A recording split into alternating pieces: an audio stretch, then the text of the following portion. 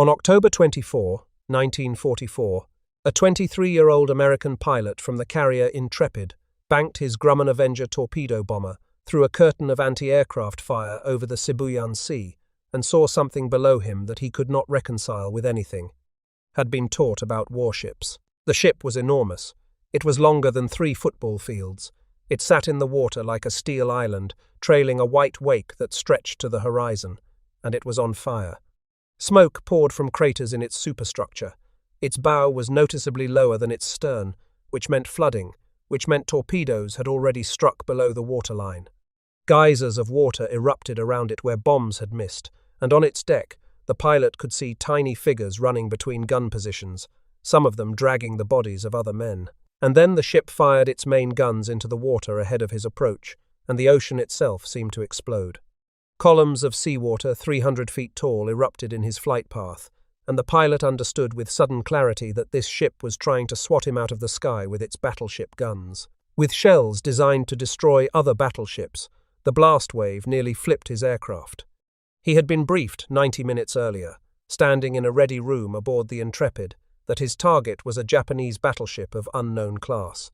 The intelligence officer had pointed to a chart of the Sibuyan Sea and drawn a line showing the expected course of the enemy formation.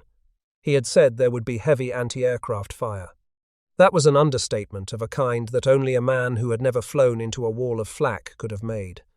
The pilot had not been told the ship's name. He had not been told that it carried the largest naval guns ever mounted on any warship in the history of the world. He had not been told that the steel plates along its waterline were thicker than the length of his forearm. All he knew was what he could see. And what he could see was a ship that had already been hit by multiple torpedoes and multiple bombs, and was still sailing, still shooting, still fighting as though the damage meant nothing. An American rear gunner from the carrier Franklin named Russ Dustin, who flew over the same ship that day, later recalled that the Musashi was huge, that he had never seen anything as big in his entire life. He called it a magnificent sight. The pilot dropped his torpedo and pulled away through a sky so full of tracer fire that he later said the air itself seemed to glow. He did not see whether his torpedo hit. He did not need to. Other pilots would tell him later that the ship absorbed hit after hit after hit for another 3 hours after his run, soaking up punishment that would have sunk any other vessel afloat. When it finally rolled over and slipped beneath the surface at approximately 7:35 that evening, it had taken an estimated 19 torpedoes and 17 bombs. Those numbers vary depending on the source. Japanese records initially reported about 11 torpedo hits and 10 bomb hits. American assessments concluded the number was significantly higher. What is not disputed is that no warship in history had ever absorbed that much damage before sinking, and no warship ever would again. The pilot did not know the name of the ship he had attacked. It was called Musashi, and its death that afternoon was the single most important event in modern naval history that almost no one talks about. Not because of how it sank, but because of what it proved, and because of the man who watched it die from the bridge of its sister ship several miles away, and because of what that man wrote in his diary that night. If this story moves you, a like helps it reach others who care about this history. And if you are new here, subscribe. The man on the bridge was Vice Admiral Matome Ugaki. He was 54 years old. He was born on February 15, 1890, to a farming family in Okayama Prefecture on the island of Honshu. He had graduated 9th in his class from the Imperial Japanese Naval Academy in 1912, had trained as a gunnery specialist, had served an attachment in Germany in the late 1920s, and had risen through the ranks with a reputation for meticulous planning and relentless pessimism. Colleagues described him as brooding, dutiful, and inflexible. His wife had died in 1940, and the loss had hollowed something out of him that never filled back in. He commanded Battleship Division 1 of the Imperial Japanese Navy, which consisted of the 3 most powerful surface warships on Earth, the Nagato, the Yamato, and, until 7:35 that evening, the Musashi. He stood on the bridge of the Yamato, the Musashi's sister, and watched as American aircraft tore his ship apart over the course of 5 hours. Through binoculars, he could see the bomb strikes sending debris skyward. He could see the torpedoes running in the water. He could see the Musashi's bow settling lower with each successive wave of attackers, her massive pagoda mast listing slowly to port as the flooding shifted her center of gravity. He watched his ship die the way a surgeon watches a patient bleed out on an operating table, seeing every wound, understanding every consequence, and unable to stop any of it. That night, Ugaki opened his diary. He had kept this diary faithfully since October of 1941, recording the war with a candor and detail that no other senior Japanese commander matched. He called it Sensoroku, which translates roughly as Seaweeds of War. After the war, it would be published in English under the title Fading Victory by the University of Pittsburgh Press, translated by Masataka Chihaya. In that diary, Ugaki had written about Pearl Harbor, about Midway, about the slow, grinding attrition of the Solomons. He had recorded with painful honesty the deterioration of Japanese naval strength, the loss of irreplaceable pilots, and the steady erosion of the empire's defensive perimeter. He had buried his wife in 1940 and never recovered from the loss. His diary returns again and again to the search for a worthy time and place for his own death, as though the war was not merely a duty, but a personal appointment with an end he was trying to locate. He had survived the aerial ambush that killed Admiral Isoroku Yamamoto on April 18, 1943. American P-38 Lightning fighters, acting on intercepted and decoded Japanese radio communications, ambushed two Japanese Betty bomber aircraft over the jungles of Bougainville. Yamamoto was in the lead bomber. Ugaki was in the second. Both aircraft were shot down. Yamamoto was killed. Ugaki's bomber crashed into the sea near the shoreline, and he was dragged from the wreckage with a broken arm. He was one of only 3 survivors from his aircraft. He had crawled from the wreck, still clutching the short sword Yamamoto had given him. He carried that sword for the rest of his life. He was a man who wrote about pain. He understood catastrophe. And on the night his most powerful warship was destroyed, the night the physical embodiment of everything his navy had been built to do was sent to the bottom of the Sibuyan Sea, he wrote a sentence that captured not grief, not strategic reassessment, not the recognition that an era had ended, but something far more revealing. He noted that the small number of enemy planes shot down was regrettable. That was his reaction. The Musashi was gone. Over 1,000 of her crew were dead. The Americans had lost only 18 aircraft, and the admiral, who had watched it happen through binoculars, sat down and complained about the anti-aircraft gunnery. That sentence is the key to everything that follows, because it is not the response of a man who has witnessed a disaster. It is the response of a man who has witnessed the death of his faith and cannot bring himself to say so. The faith was called Kantai Kessen, in English, the decisive battle, and it was not merely a strategy. It was the organizing principle of the entire Imperial Japanese Navy for 4 decades. It was the reason the Musashi existed. It was the reason Ugaki held his command. It was the reason Japan had spent a significant portion of its national treasury building the 2 largest warships the world had ever seen. And on October 24, 1944, that faith died in the Sibuyan Sea, and the man who watched it die could not write its obituary. But before we can understand what Ugaki could not bring himself to say, we need to understand what the Musashi was, why it was built, and what idea it was designed to prove. And that story begins not in the Sibuyan Sea, but 40 years earlier, on a strait between Korea and Japan, on an afternoon in May of 1905 that shaped the thinking of every Japanese admiral who came after it. On May 27, 1905, the Imperial Japanese Navy met the Russian Baltic Fleet in the Tsushima Strait and destroyed it. The battle was not close. The Japanese battle line, under Admiral Togo Heihachiro, crossed the Russian formation's path in a maneuver called Crossing the T and poured concentrated gunfire into ship after ship. The Russian fleet, which had sailed 18,000 miles from the Baltic Sea around the Cape of Good Hope to reach the Pacific, ceased to exist as a fighting force in a single afternoon. 21 Russian ships were sunk, 7 were captured. Over 4,000 Russian sailors died. The Japanese lost 3 torpedo boats. Tsushima did not merely win a war, it created a religion. It was, at the time, the most decisive naval victory since Trafalgar a century earlier, and its psychological impact on the Japanese military establishment was immeasurable. The Imperial Japanese Navy had defeated a European great power at sea. It had done so with big guns and superior seamanship and bold tactical maneuvering. Every lesson the battle seemed to teach pointed in the same direction. Bigger ships, heavier guns, better trained crews. Seek the one great battle and win it, and the war is decided. For the next 4 decades, the Imperial Japanese Navy built its entire strategic identity around this belief. Naval Academy cadets studied Tsushima the way seminary students study scripture. War games at the Naval Staff College replayed the battle in endless variations, always arriving at the same conclusion.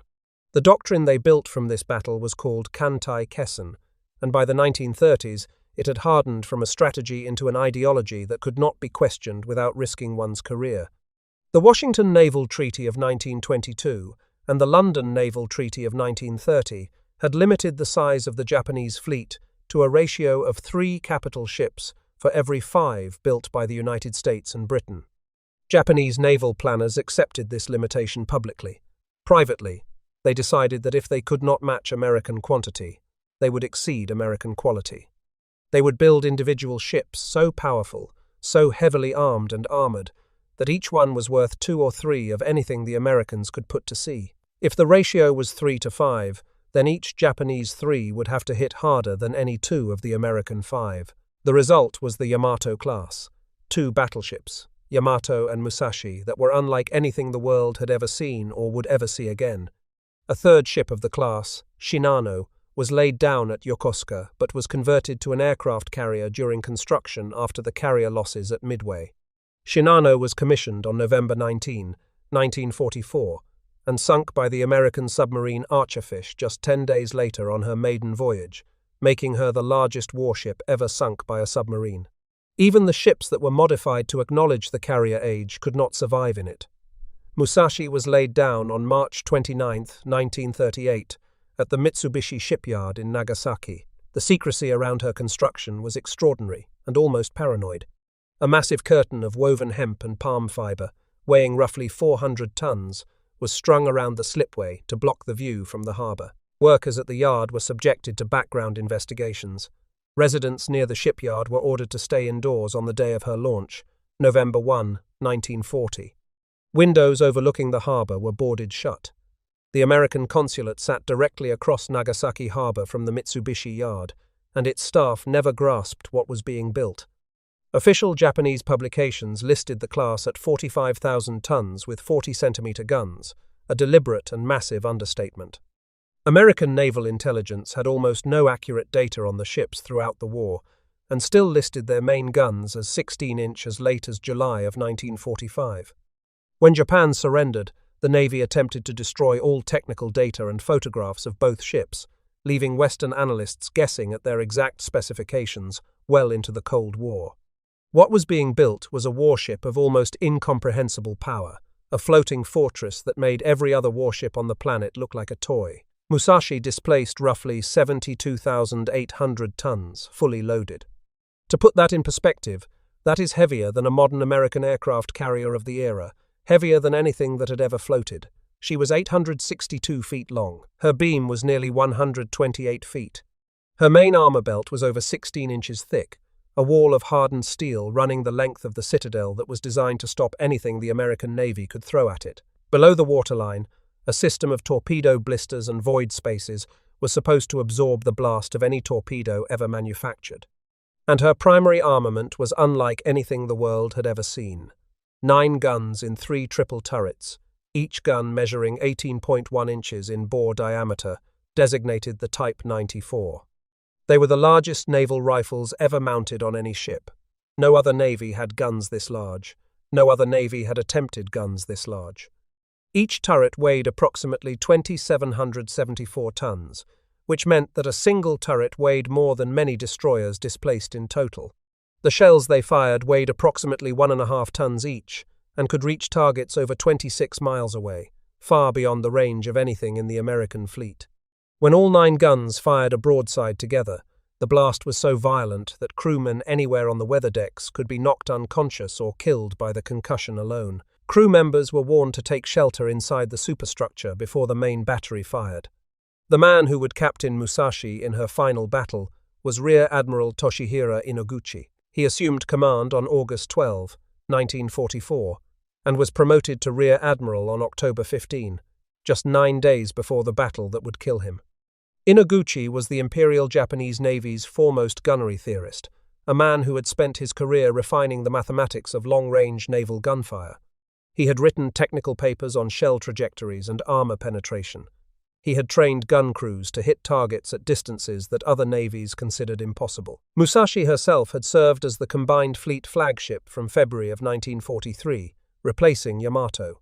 She had carried the ashes of Admiral Yamamoto home after his death. In March of 1944, she was torpedoed by the American submarine Tunny, which put a single torpedo into her bow that blew a hole nearly 19 feet wide and flooded her with over 2,600 tons of seawater. 7 men died. The ship was repaired, and her anti-aircraft armament was heavily reinforced.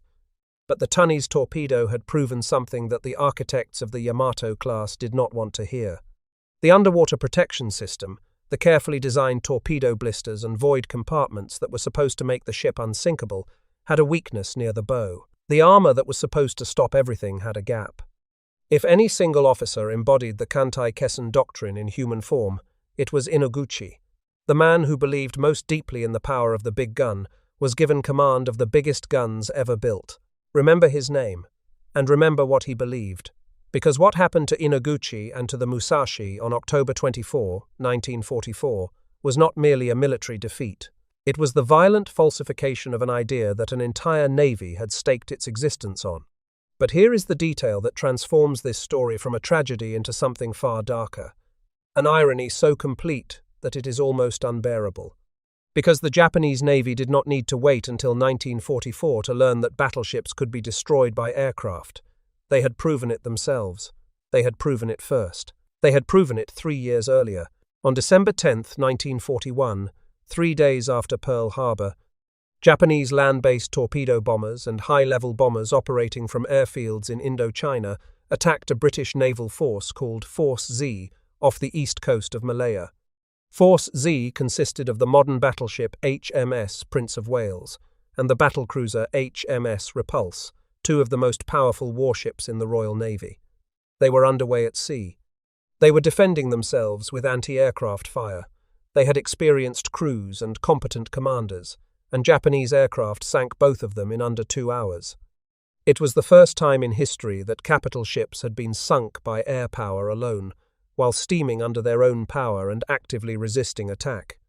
Admiral Tom Phillips, commanding Force Z, went down with the Prince of Wales.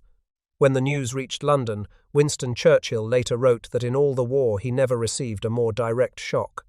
He said he turned over and twisted in bed as the full horror sank in. 2 of Britain's newest warships, gone, sunk by airplanes launched from land bases hundreds of miles away. The lesson was unambiguous. A capital ship operating without air cover was vulnerable to destruction from the sky, no matter how thick its armor, no matter how powerful its guns, no matter how well trained its crew. The planned aircraft carrier HMS Indomitable, which was supposed to have provided air cover for Force Z, had run aground during workups near Jamaica and was under repair. Her absence had been fatal. The conclusion was inescapable. Battleships without air cover were targets, not weapons. Japan had written that lesson. Japan had taught it to the world. Japan's own pilots had proven it in the waters off Malaya.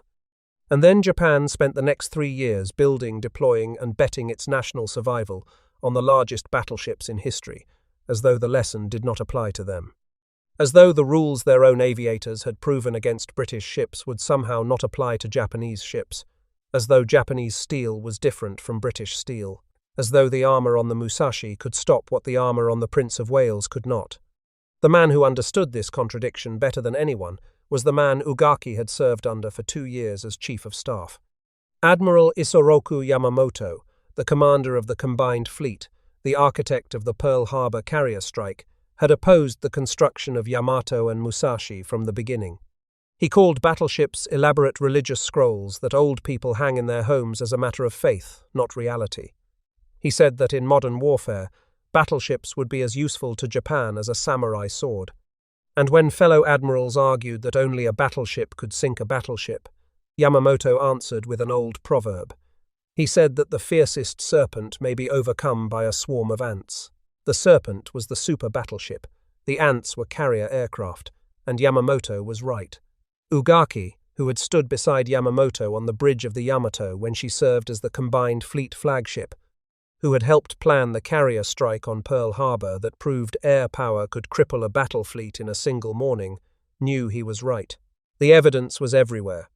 Midway in June of 1942 had destroyed 4 Japanese fleet carriers in a single day and proved beyond argument that carriers, not battleships, decided naval battles in the Pacific. The Yamato had been present at Midway, sailing with the main body of the fleet hundreds of miles behind the carrier striking force, her 18-inch guns loaded, and her crew at battle stations, waiting for the decisive surface engagement that was supposed to follow the carrier duel. Musashi had not yet been commissioned. She would not enter service until August of that year. But neither ship would have mattered. The engagement never came. The carriers were destroyed. The Yamato turned around and sailed home without firing a shot. The most powerful warship on Earth had been a spectator at the battle that destroyed the reason for her existence. The grinding attrition of the Solomons campaign through 1942 and 43 consumed Japanese naval air strength at a rate that could not be replaced.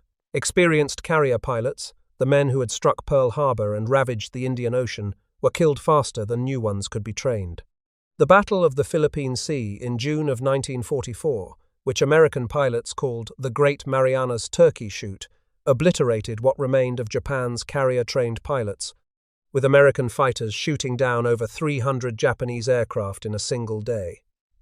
By October of 1944, the Imperial Japanese Navy had carriers with almost no trained pilots to fly from them. The carriers had become what the battleships had always been, symbols of a capability that no longer existed. And yet the battleships remained. Yamato and Musashi remained. The doctrine remained. Because Kantai Kessen was not a plan that could be revised when the evidence turned against it. It was the identity of the institution. Tsushima had created the modern Japanese Navy. The decisive battle was its founding story, its reason for existing, its justification for every yen spent and every life consumed. To abandon the battleship was to abandon the idea that had organized the Navy's existence for 40 years, and no institution abandons its founding story willingly. Not when the alternative is to admit that everything it has built, everything it has believed, everything it has spent its national treasure on, was wrong from the moment the first rivet was driven into the keel. This is why Ugaki could not write what he saw. The Musashi's sinking was not a military setback. It was an existential verdict.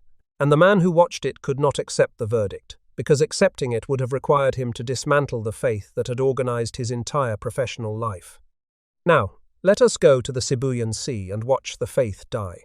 In October of 1944, the American invasion of the Philippines forced the Japanese Navy into the engagement it had been preparing for, and dreading, since Midway. The Philippines were the strategic hinge of Japan's remaining empire.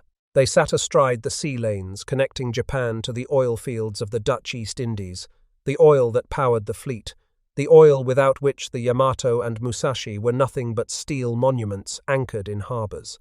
If the Americans took the Philippines, the oil would stop flowing, the fleet would be immobilized, the war would be over. The plan Japan devised to prevent this was called Sho Go 1, meaning Victory Operation 1. It was the most complex naval operation Japan ever attempted, and it was born of desperation so total that the planners knew most of the ships they committed would never come home. The plan divided the remaining Japanese fleet into separate forces, each with a specific role, and required timing and coordination that the battered Japanese communications network could barely support. Vice Admiral Takeo Kurita's center force, the most powerful element, would transit the Sibuyan Sea, pass through San Bernardino Strait at night, and fall on the American transport fleet in Leyte Gulf at dawn on October 25. To draw the American fast carrier groups away from Leyte and leave the transports unprotected, Vice Admiral Jisaburo Ozawa's northern force, built around Japan's remaining fleet carriers, now stripped of almost all their aircraft and trained pilots, would offer itself as bait off Cape Engano to lure Admiral William Halsey's Third Fleet north. The carriers were the sacrifice. They were being sent to die in order to draw American eyes away from the real blow. Two smaller forces under Vice Admiral Shoji Nishimura and Vice Admiral Kiyohide Shima would approach Leyte Gulf from the south through Surigao Strait, adding pressure from a second direction. The battleships were the weapon. It was Kantai Kessen, one last time, not as doctrine but as desperation wearing doctrine's uniform. Kurita's center force was the hammer. It included the Yamato, the Musashi, the Nagato, and a powerful screen of heavy cruisers and destroyers. Ugaki rode aboard Yamato as commander of Battleship Division 1. Inoguchi commanded Musashi. The force sailed from Brunei Bay on October 22, 1944. Things went wrong immediately. On October 23, the American submarines Data and Dace intercepted the force in the Palawan Passage. Data torpedoed Kurita's flagship, the heavy cruiser Atago, which sank in minutes. Kurita had to swim for his life in an oil-slicked sea before being fished from the water by a destroyer. Dace sank the heavy cruiser Maya outright. Data also damaged the heavy cruiser Takao so badly she had to withdraw.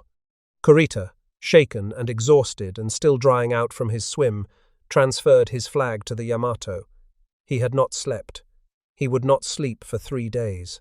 Ugaki's diary entry for October 23 was blunt. A bad day is a bad day to the end. The next morning, October 24, was worse.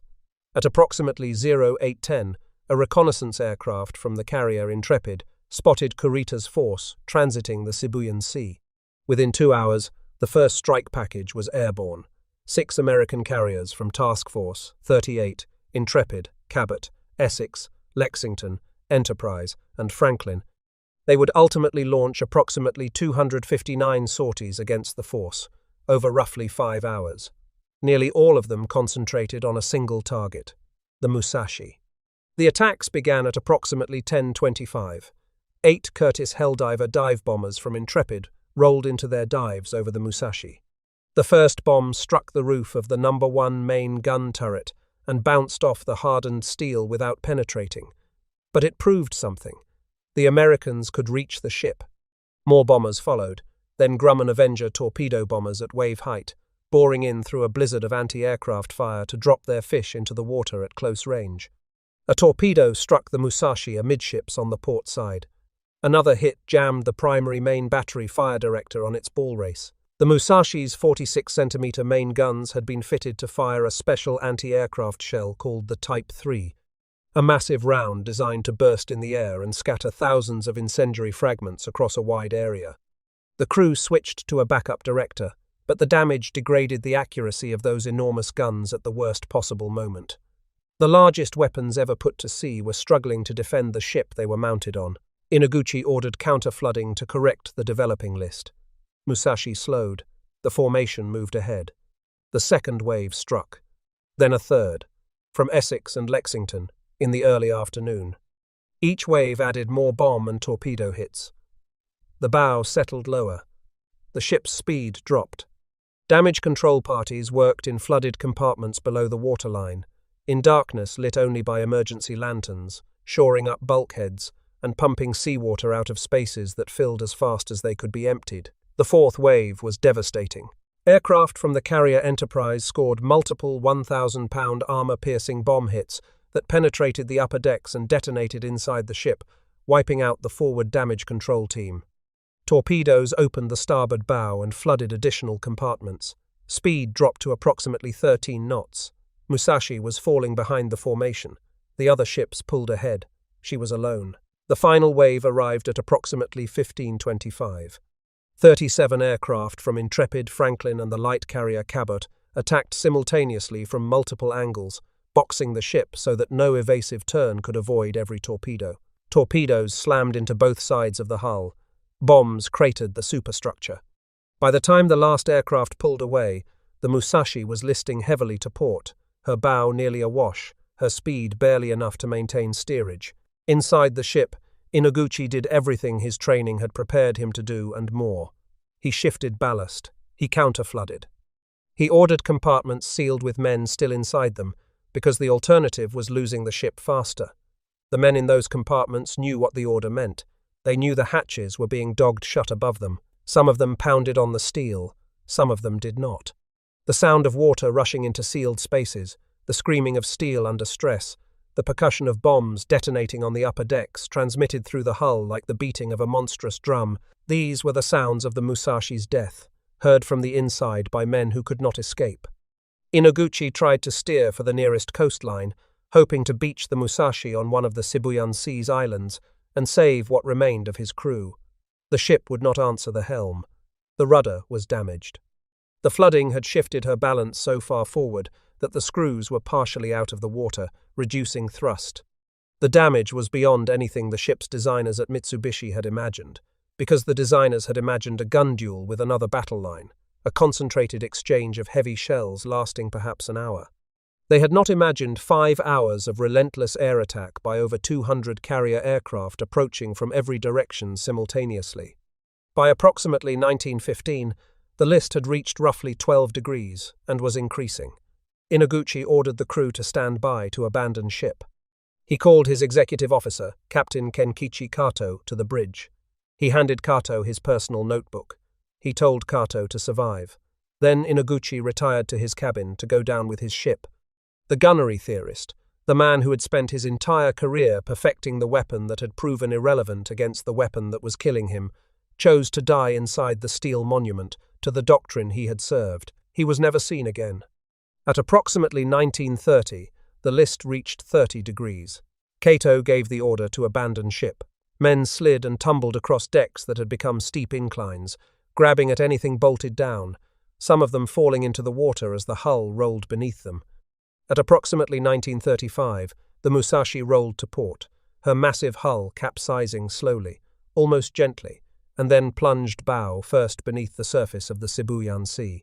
Of her crew of approximately 2,399 men, roughly 1,023 died. The destroyers Kiyoshimo and Kamikaze pulled more than 1,300 survivors from the water. Those survivors were later relocated and kept from public contact to maintain secrecy about the loss. The Imperial Japanese Navy did not want its own people to know that the unsinkable had sunk.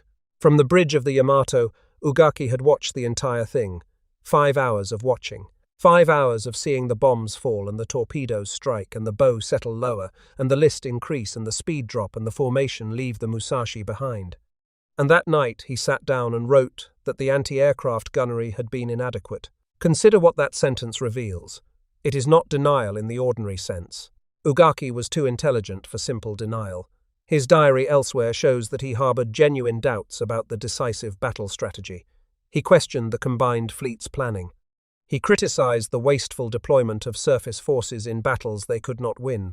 He had served the man who called these ships serpents waiting for ants. He had survived the ambush that killed that man. He had helped plan Pearl Harbor, the greatest carrier airstrike in history, an operation that proved beyond any doubt that a handful of aircraft carriers could project more destructive power in a single morning than every battleship gun in the Pacific combined. He understood, at some level, that he could not quite reach with words, that the world had changed. His diary contains the evidence of that understanding. Scattered like fragments of a mirror he had broken and could not reassemble. He knew, and yet he could not say it. There is a word for that condition. It is not stupidity, and it is not cowardice. It is the paralysis that strikes when the truth is incompatible with the structure of your life. But understanding and accepting are not the same thing. What Ugaki could not do, what the entire Japanese naval establishment could not do, was follow the evidence to its conclusion. Because the conclusion was annihilating. If battleships were obsolete, then the Yamato was obsolete. If the Yamato was obsolete, then Ugaki's command was obsolete. If the decisive battle doctrine was dead, then the purpose that had organized the lives and deaths of tens of thousands of Japanese sailors for 40 years had been a mistake. And the ships they had built, and the men they had lost, and the resources they had consumed, had been wasted on a faith that their own aviators had disproven 3 years earlier over the coast of Malaya. No single man can carry that conclusion. No diary entry can hold it. So Ugaki wrote about anti-aircraft gunnery and turned the page. The morning after the Musashi sank, Kurita's center force, minus its most powerful ship, transited San Bernardino Strait in darkness and emerged into the Philippine Sea off the island of Samar. At approximately 06:45 on the morning of October 25, lookouts aboard the Yamato spotted masts on the horizon. Kurita believed he had found the American fast carrier fleet. He had not. He had stumbled into a formation of American escort carriers, small and slow, screened by a handful of destroyers and destroyer escorts. This was Taffy 3, the northernmost of 3 escort carrier groups supporting the Leyte landings. What followed was one of the most extraordinary naval engagements in history, and it illustrated everything the Musashi's death should have taught the men who survived her. The American destroyers and destroyer escorts, hopelessly outgunned, facing battleships and heavy cruisers with ships that displaced a fraction of their tonnage and carried guns that could not penetrate their enemy's armor at any range, charged directly at the Japanese fleet to buy time for the escort carriers to escape. Commander Ernest Evans of the destroyer Johnston attacked without waiting for orders, driving his ship at flank speed straight at the heavy cruiser Kumano and launching a spread of 10 torpedoes that blew off Kumano's bow and knocked her out of the battle. Johnston was hit by 3 14-inch shells and 3 6-inch shells from battleship and cruiser fire that knocked out half her engineering plant, killed many of her crew, and blew the fingers off Evans's left hand. He wrapped the hand in a rag and kept fighting. For the next 2.5 hours, Johnston wove through the Japanese formation, firing at anything in range, laying smoke to cover the fleeing carriers, and drawing fire onto herself that would otherwise have hit the defenseless flat tops. She was eventually surrounded by Japanese destroyers and heavy cruisers and pounded into a sinking wreck. Evans was last seen on the fantail, wounded in multiple places, still giving orders. His body was never recovered. He was awarded the Medal of Honor posthumously. He was of Cherokee and Creek ancestry, from Pawnee, Oklahoma, a man who had wanted to be a sailor since he was a boy.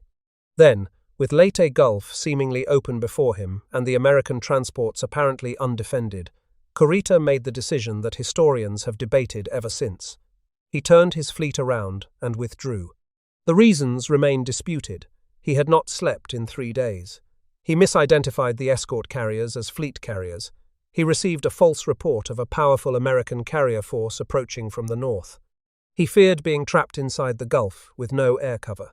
His chief of staff, Rear Admiral Tomiji Koyanagi, later described the original order to attack Leyte as effectively a suicide order for the fleet. Whatever the cause, the result was that the most powerful surface force Japan had ever assembled sailed to within striking distance of its objective and turned back.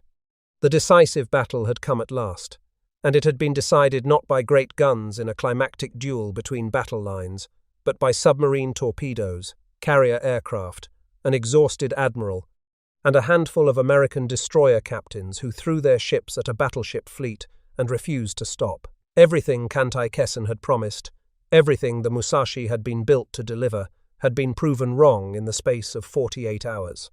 The broader Battle of Leyte Gulf, fought across 4 separate engagements from October 23 through 26, destroyed the Imperial Japanese Navy as an effective fighting force, and the cruelest irony of all was reserved for Surigao Strait. On the night of October 24 to 25, Vice Admiral Nishimura's southern force, built around the old battleships Fuso and Yamashiro, sailed into Surigao Strait and directly into an ambush arranged by Rear Admiral Jesse Oldendorf. American battleships, 5 of the 6 raised from the mud of Pearl Harbor where Japanese aircraft had sunk them 3 years earlier, crossed the T on Nishimura's column and destroyed it. Fuso broke in half and sank. Yamashiro was battered into a burning wreck and went down with Nishimura aboard. It was the last time in the history of warfare that battleships fired on other battleships in a fleet engagement. The decisive gun battle that Kantai Kessen had promised for 40 years finally happened, and it happened as a sideshow, a minor action fought with obsolete ships that had no bearing on the outcome of the larger battle. The gun duel the Japanese Navy had spent 4 decades preparing for arrived at last, and it was irrelevant.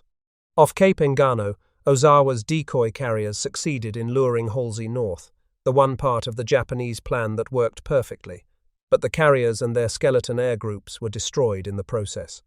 By the time the 4 engagements were over, the Japanese Navy had lost 26 warships and more than 10,000 men.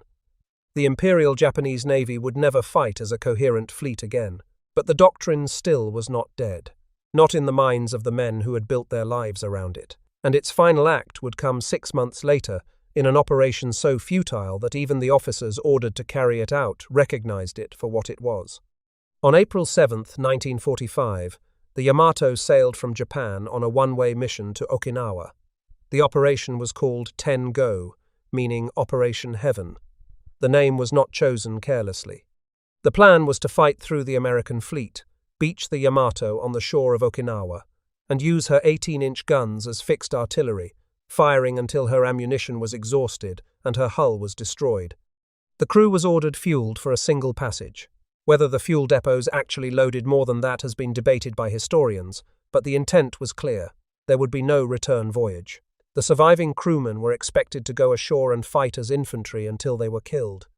Vice Admiral Seiichi Ito, commanding the force, initially refused to order the mission, calling it futile and a waste of lives. His captains unanimously rejected it when it was briefed to them on April 5th. They argued that sending the last major warship in the fleet on a suicide run against overwhelming American air superiority was not strategy, but ritual sacrifice. They changed their minds only when Vice Admiral Kusaka flew to the naval base at Tokuyama and told them that the Emperor himself expected the Navy to make its best effort. The invocation of the Emperor settled the argument.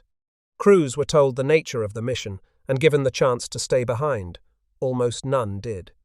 The Yamato sailed with the light cruiser Yahagi and 8 destroyers.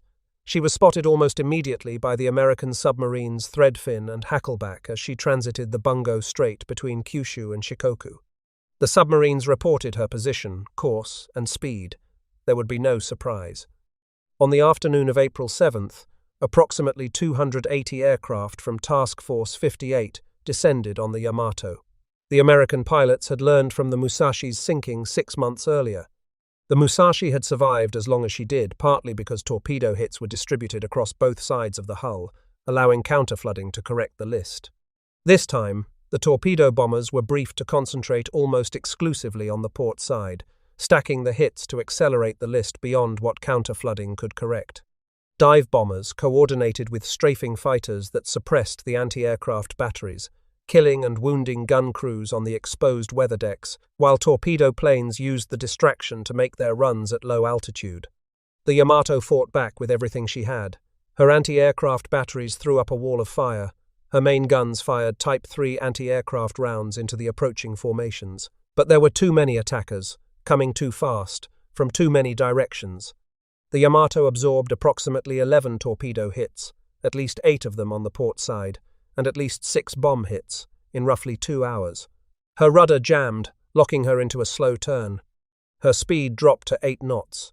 The list reached 20 degrees, then continued to grow as flooded compartments connected, and the sea found new paths into the hull. At approximately 14:02, the order to abandon ship was given. Men scrambled across listing decks toward the high side, some jumping into the water, some sliding down the hull as it rolled. Captain Kosaku Aruga, the Yamato's last commanding officer, lashed himself to the binnacle on the bridge with a length of rope, ensuring he would go down with his ship. Vice Admiral Ito locked himself in his cabin and was never seen again. Minutes later, the Yamato capsized to port.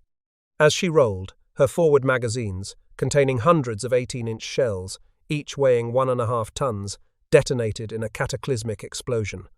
A column of fire and smoke rose 6 miles into the sky, visible from the coast of Kyushu over 100 miles away.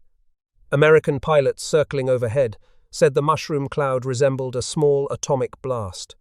The shock wave knocked down aircraft observing the sinking.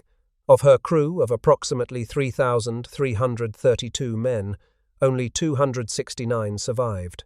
The Yahagi and 4 destroyers also went down.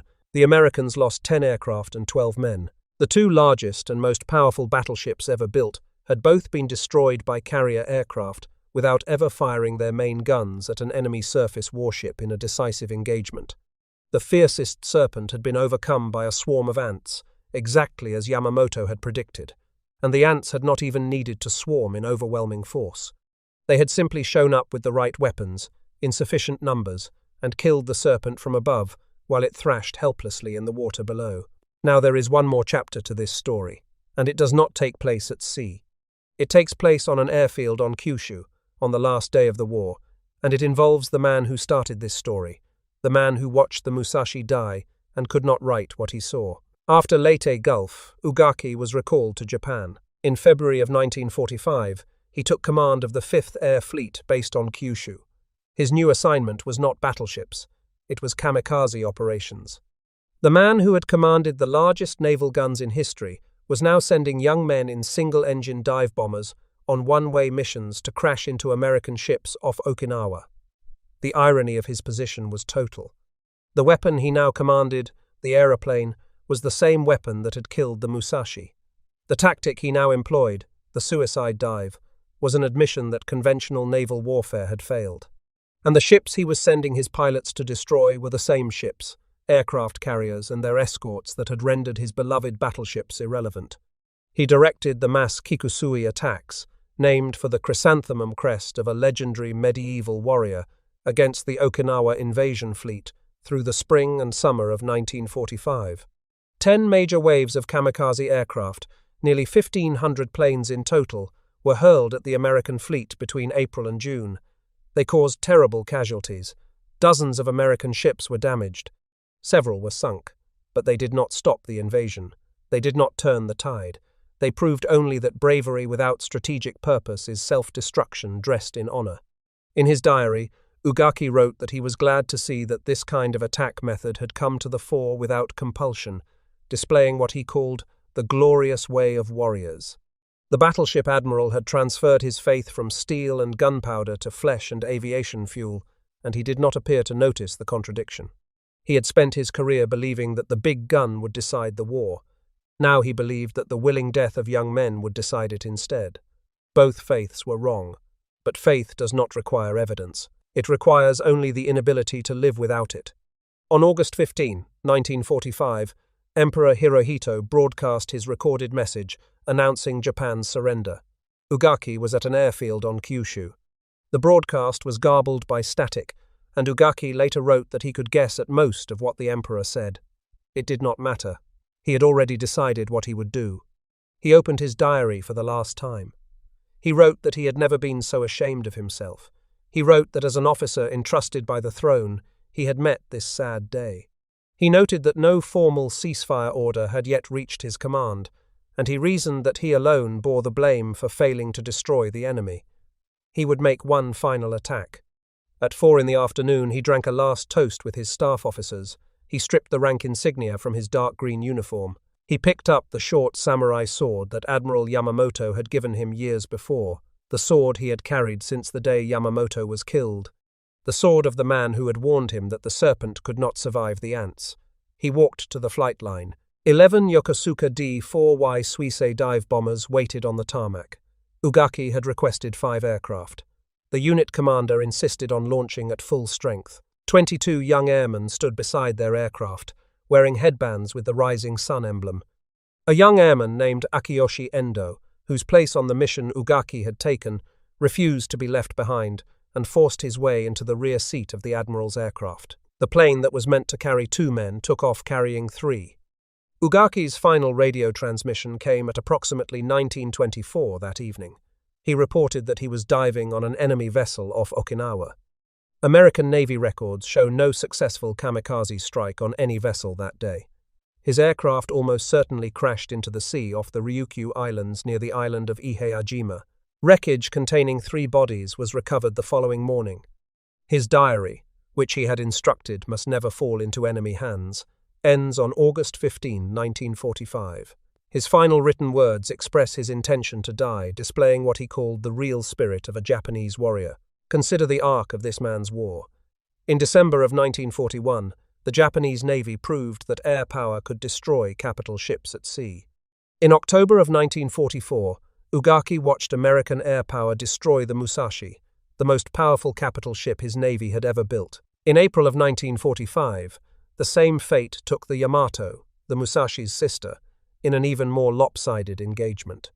And on August 15, 1945, the admiral who had watched the Musashi dive from the bridge of her sister ship climbed into a single-engine aircraft and flew himself into the ocean, dying in the spirit of the doctrine that was already dead before his ship went under. Ugaki did not strike an American warship.